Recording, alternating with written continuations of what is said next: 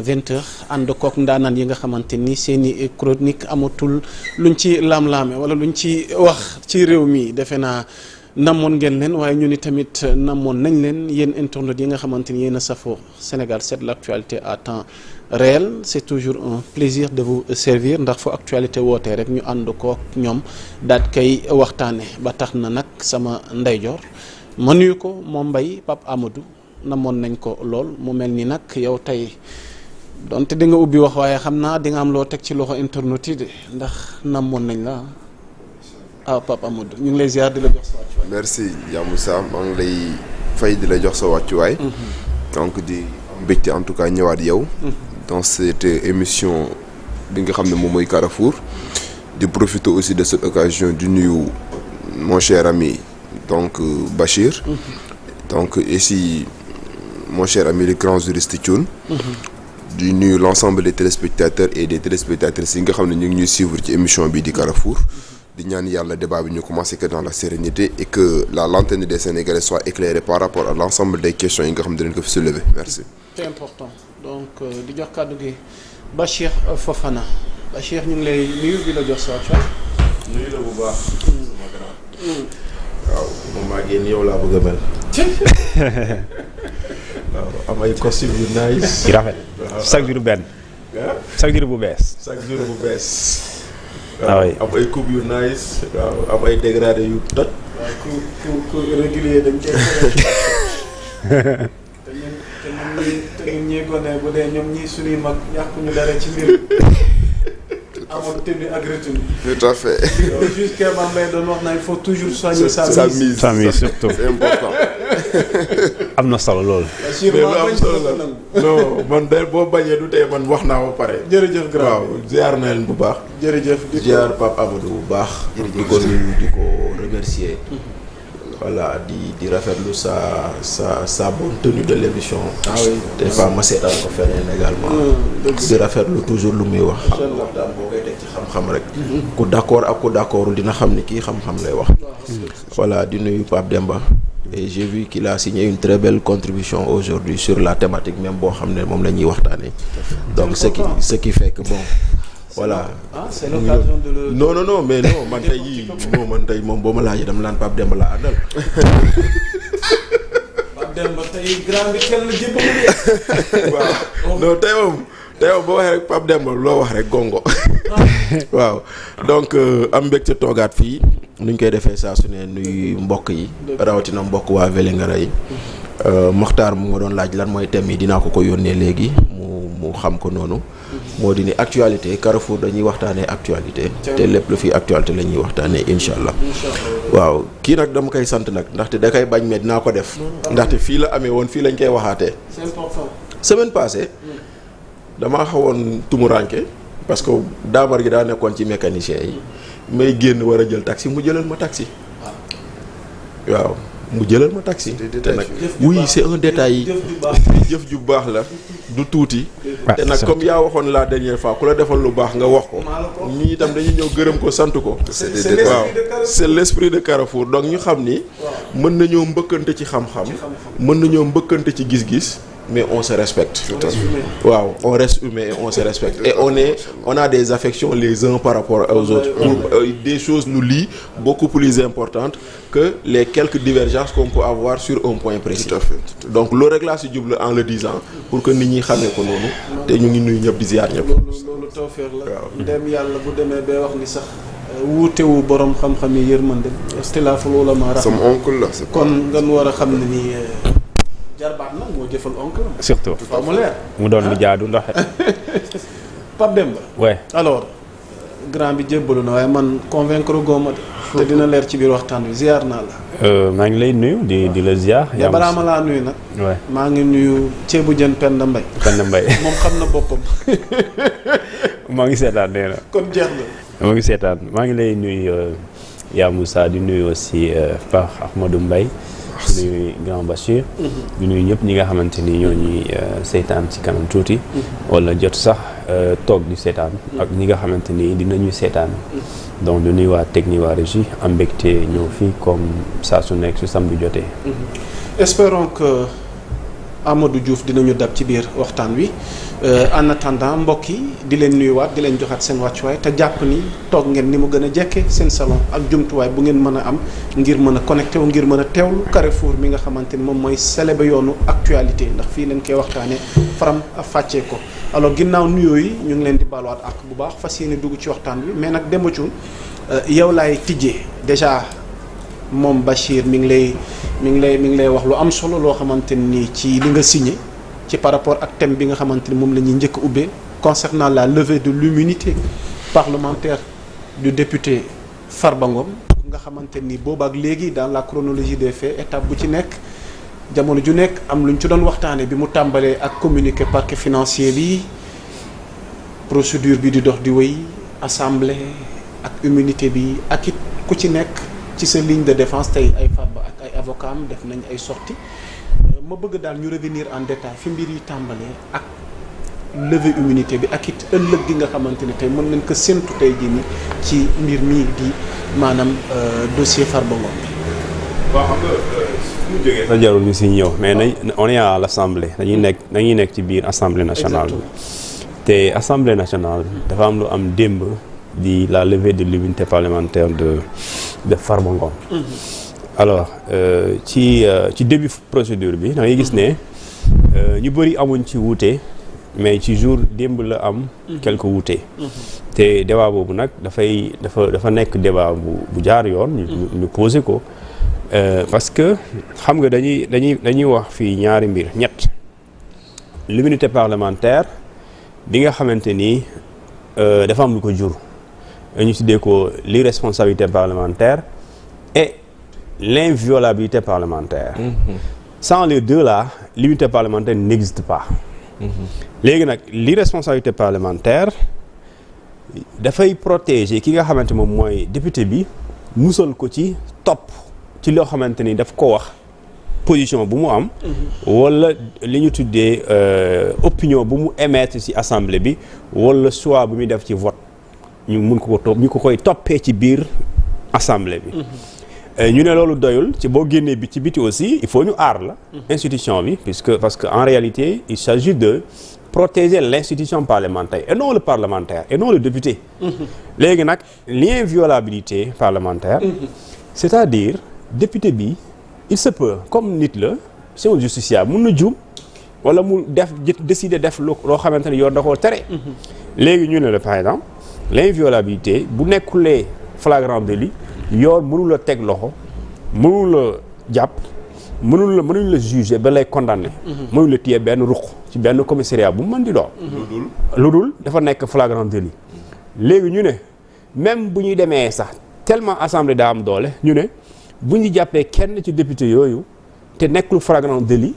même bu fekkee dañ ko yóbbu kaso wala yóbbu commissariat l'assemblée a la possibilité mu créer une commission ad hoc. Demande la suspension de cette procédure-là déjà engagée dafa am sens une procédure déjà engagée et que dit-on également d'une procédure qui n'est pas encore engagée ça veut dire que l'Assemblée dans ce cas a la possibilité mu bañ a joxe suite à une procédure c'est-à-dire que puisque mën na arrêter procédure boo xam ne bu ngi commencé dox parce que jàpp nañ député bi l'Assemblée a la possibilité pour justice bu buggee topp nit si elle n'a pas les éléments parce que fii on nous parle de la sincérité de la loyauté et du sérieux des éléments.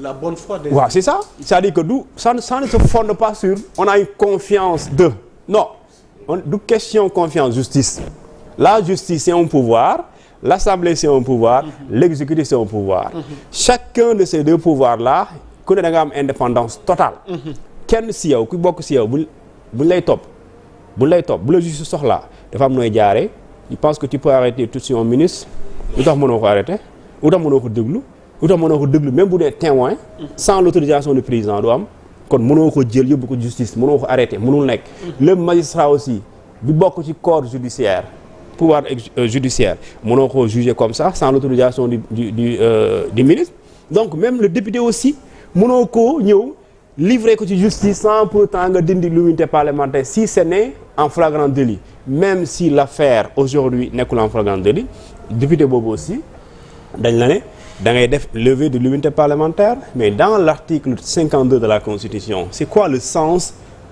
fi ñu bindee alinéa 2 on dit la commission ad hoc doit entendre le député ça veut dire quoi ça c'est une obligation si on l'entend obligatoirement maintenant su ko neexee mu bañ a ñëw su ko neexee du yónnee mais qu'est-ce qu'on attend de l'audition sérieusement si ce n'est am na possibilité bu ñu boo leen convaincre ñu continuer soo leen convaincre ku ñu bañ sinon amul saa nga auditionner nit ki di et comment tu vas me demander moi de dire oui ou non sans nga ma xam ci lan lay wax oui wala déet ça pose un problème sëñ bi ça cause problème c'est une question de raison on auditionne quelqu'un pour que ñu xam yow lan moo ci sa xalaat léegi nag cela ne veut pas dire que l'Assemblée day juger de l'Assemblée ne juge pas. ci laa bëggoon ñëw. waaw mais du foofu déedéet. dooguma la. waaw Aïssata Tall Sall moo ko fa teewal.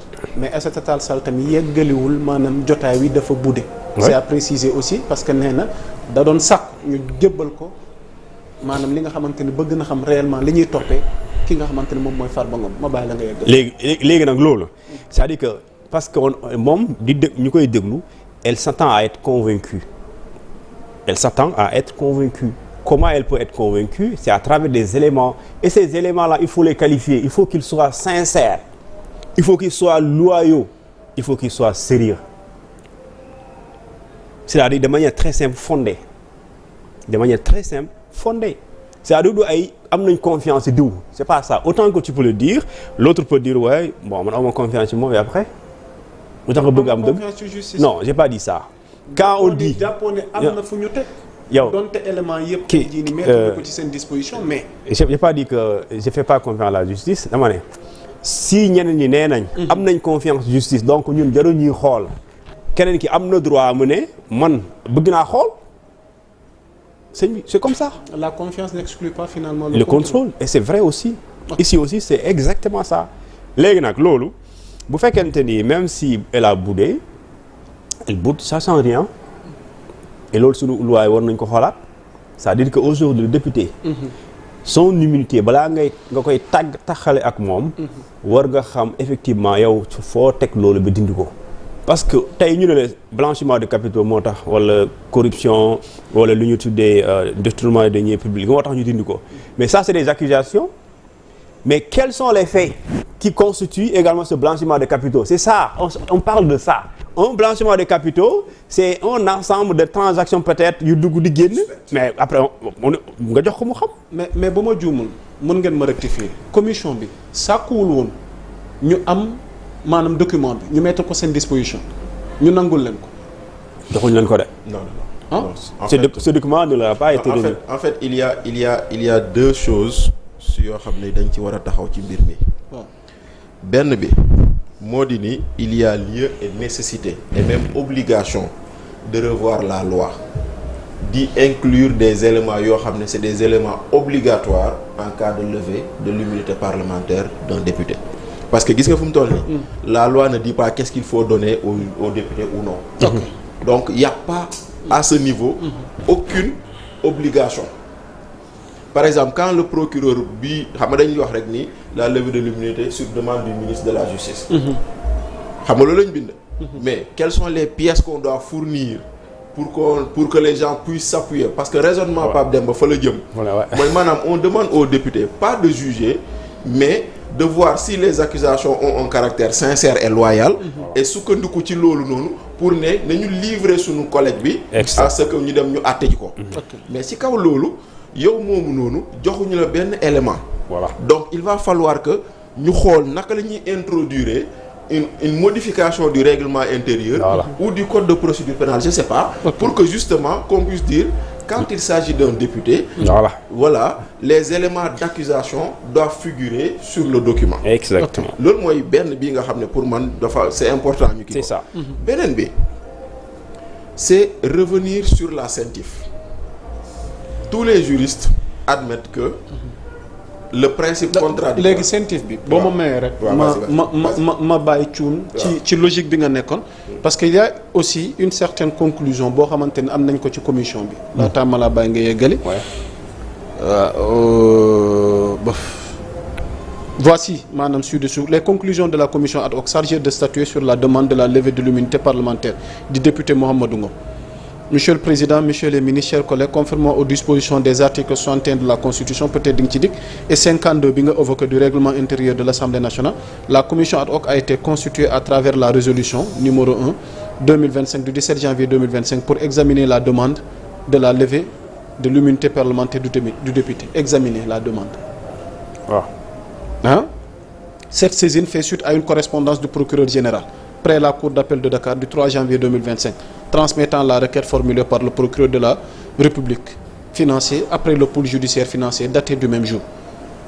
M. Abdoulaye Tall, en sa qualité de président de la commission des lois, de la décentralisation, du travail et des droits et membre de la commission ad hoc, a dirigé les travaux de la première réunion tenue le 17 janvier 2025 dans la salle de la commission. Parce que maa ngi jéggalu ci lecture bi, mais c'est important aussi parce qu'on parle de fait.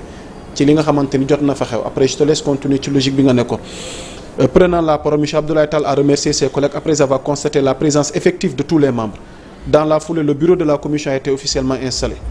Donc jarul ñu ciy dikk président bi Abdoulaye Tall, vice-président M. Mohamed Ayib Salim Daffé, deuxième vice-président Mme Ben Faye, rapporteur M.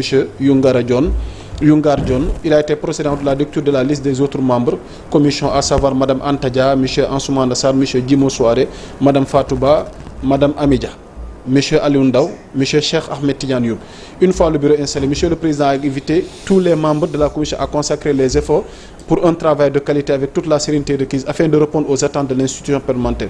Il a aussi rappelé que les membres de la commission sont tenus au respect de l'obligation de réserve. Au respect de l'obligation de réserve, laquelle est dictée par l'impérative préservation du caractère confidentiel des documents qui leur sont soumis. Donc là, maanaam donc le problème n'est pas là. C'est-à-dire que léegi pour ma terminer.